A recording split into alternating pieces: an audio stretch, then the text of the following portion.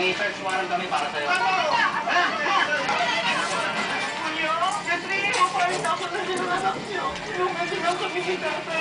Akala na magbubuntis. Pero hindi ako ang nanay. Isang kasunduang wawasak sa kanilang mundo. Akala mo ba hindi ko napapansin na may gusto yung kapatid ko sa'yo? Pag-press ko na ng pinahinan ko sa'yo pero hindi ko binenta ang pagkatao ko. Wala na sinasapasya. Ibalik mo yung alam sa atin mo rin.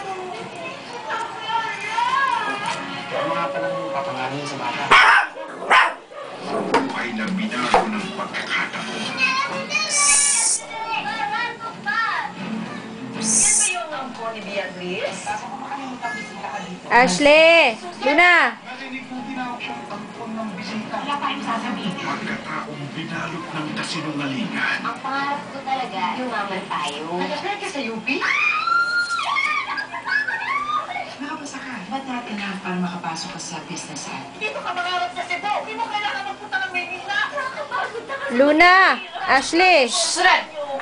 Cassie! Cassie! Luna! Ashley! Unang katotohanan. Kanino kaya ito? I'm sorry, nagkakilala na ba tayo? Kaya ako lang sa sapatos ng memorata. Ano nga ba yung pangalan mo, Margo? Kung sino ang siyang karapat-dapat para sa pag-ibig. Siguro yung nakamit sa'yo ang pagtawid, no? Hindi ako basta-basta. Valedictorian ako sa Cebu. Kamusta ba tayo? Akala ko kasi okay na tayo nung huling pagkikita natin eh. Yung kailan mo ba ako balak pag-intay? Akala ko ba hindi Kung puro problema ka dyan sa girlfriend mo, eh di walayan mo na. Pwede ba kita maging study buddy? Ako talaga? Kasama si Margo. Girlfriend mo si Marlo? Oo. Tinulungan mo na nga ako eh. Ibig sabihin nun, magkaibigan na tayo. Para sa pamilya.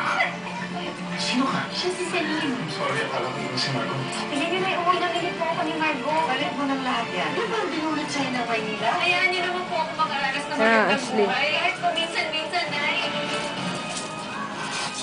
Masusukat na ang kanilang katatagan. Itimbangin na ang mga papel na kanilang gagampanan. Pinangungunahan ni na Maha Salvador, Enchong D, Ian at Kim Chiu. Itinatampok sina Janice de Belen, Ariel Rivera, Jason Gainza, Jerry Pine Picachi. Kasama rin ang mga veteranong aktor na sina Rene Gutierrez. Hanggat sinisiksik mo ang sakaliyas na yan sa buhay natin, hindi tayo matatahimik.